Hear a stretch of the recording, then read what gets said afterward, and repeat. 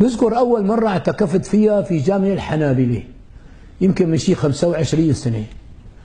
جبت معي فرشة وجبت الحاف ومخدة وشرشف وحطيتهم بزاوية الجامع، يفوتوا المصلين شوفي هو خير إن شاء الله، فرشة والحاف وكذا.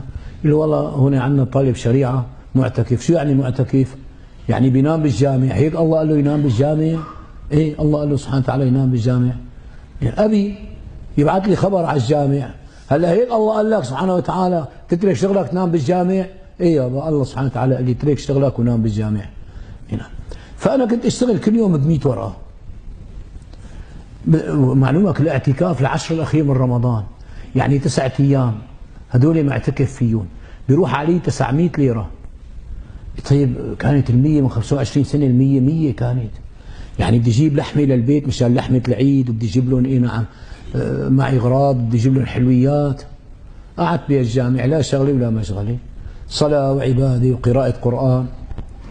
وإذ صليت صلاة العيد وطلعت على البيت بدي نام، العيال صارت تبكي، يعني اجت الدنيا على العيد، لا معك مصاري ولا اشتغلت ولا من يحزنون.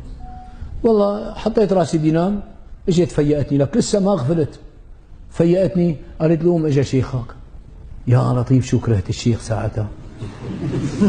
لك انا حسنان فتح، فزيت فتحت الباب، قال له تفضل سيدنا. قال لي لا بدي امشي، خذ هدول من ايدي. جايب لي كم كيلو لحمه، مو من اللي بناكلهم نحن، لحمه من هالطريه، من راس العصفور، من المتله. جايب لي معه حلويات ما بناكل مثل حكايتهم نحن حلوياتنا مثل حكايه الخبز البايت اللي فيه قطر. اي نعم. جايب لي حلويات بالسمن العربي، وجايب لي الشكليطه وفوق منهم 10,000 ليره. لك شو فتحت.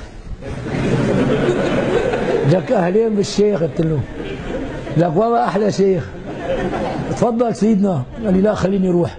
بدك تنام؟ ليش عبا يجيني نوم؟